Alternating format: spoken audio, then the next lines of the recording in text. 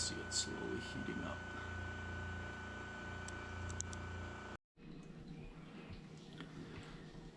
Well, I think I'm gonna try and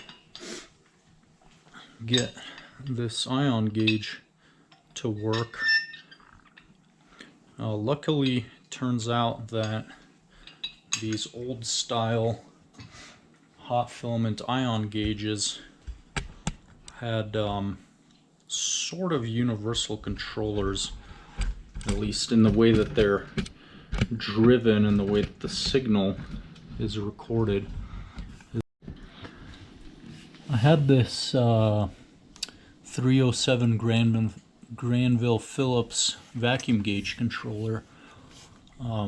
It's been sitting in storage for a long time, and it's, as far as I know, it's still perfectly functional, and it can drive thermocouple gauges and convectron gauges.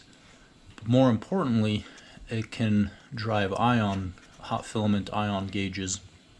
And I even had a cable for it. I still have that cable, that I didn't realize you could pretty much use the same pins on the cable to drive any of the hot filament ion gauges, as long as you know where all the connections are.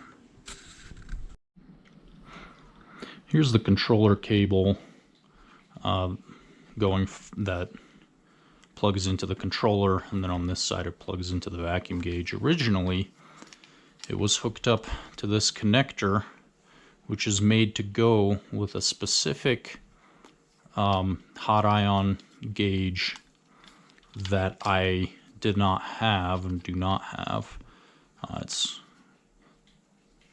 the stable, I guess, ion gauge. But if you take all the pins out, all the connections are there to be able to drive pretty much any ion gauge, any hot filament ion gauge. So you have two connectors that go to the grid, two that go to the filament, and then one which is your collector. And this collector cable is actually a BNC coax cable.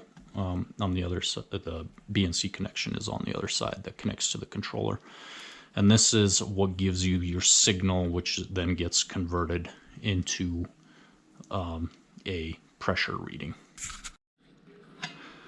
This is the hot filament ion gauge, which I plan to try and use. I got it off eBay, and it has one cut pin, but I can still reach it, so I'll be able to connect to it. And here's the collector pin. This is the signal pin, essentially. The way these work is you have a hot filament which becomes hot because you run current through it, and it's essentially like a light bulb.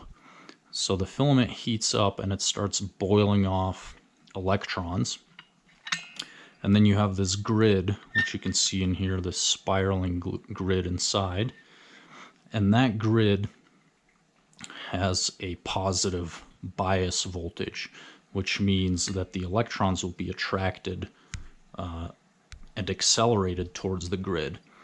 And on their way from the filament to the grid, as the electrons get accelerated, some of them will collide with gas molecules inside the tube and ionize those, and those will have a positive charge. And then the collector pin, it's really hard to see, but it essentially runs right through the middle of the spiral grid. That collector pin, it's basically negatively biased relative to the grid, which makes the positive ions attracted to the collector. And so now the positive ions generated through the electron collisions will go towards the collector pin, collide with it, and cause a current flow. Here's a schematic of the average glass ion gauge. So the filament, which is, you can think of as, it's basically just a light bulb filament right here. It's heated by passing current through it, and it's also biased to 30 volts.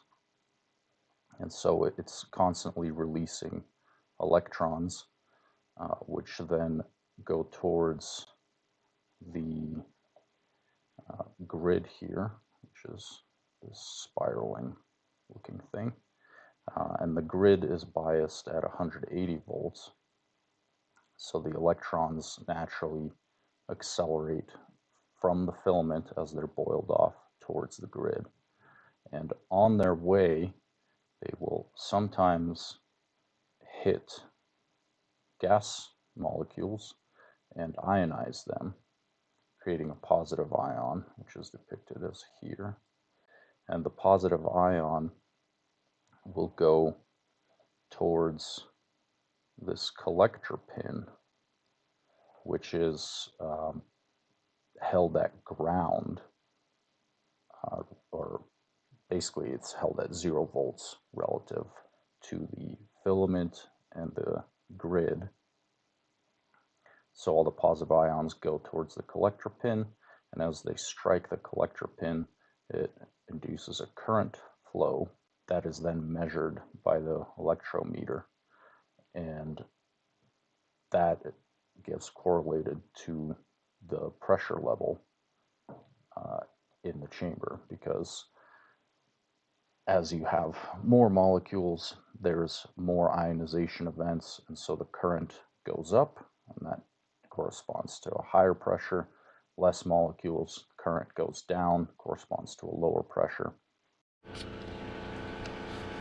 Got the chamber pumping down with the turbo again.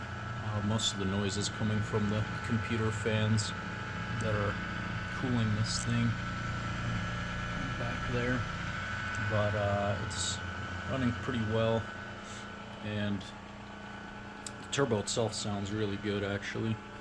And the convectron gauge is about 0.2 of a millitorr. I've got the ion gauge working, so I've got it all hooked up, and I've been messing with it, trying to get the sensitivities and stuff dialed in, but at higher pressures these things, basically anything above around the millitorr range, they don't perform too well in. And here it is turning on.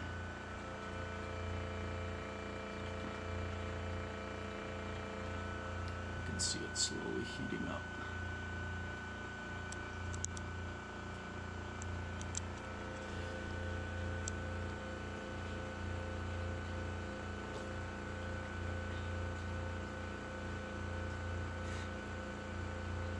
So yeah, it's reading about 5 millitorr right now.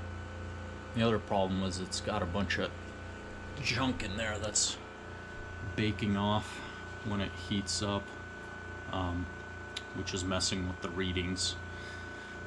And you can even see this gauge responding. The pressure is now going up after turning this the ion gauge on, because it's got a bunch of stuff that's desorbing and slowly getting pumped out, which makes sense since this thing sat around open to the atmosphere for a long time, probably absorbed a bunch of water and hydrogen.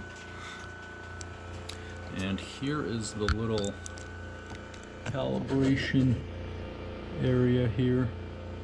I'm not sure if you can see, but it lets you control the emission current and the electrometer sensitivity. So you can use this to dial in and calibrate the gauge. I can't really do too much with it currently. Well, got it down to this, but until I can properly bake this thing out, it's gonna give me junk readings for a while. basically. And you want to bake these out around in the, I'm going to say, 100 micro Torr and below range. Otherwise, they can get damaged. But yeah, that's about where the chamber is at. And soon I'll be installing some feed-throughs to be able to do high voltage discharges in here.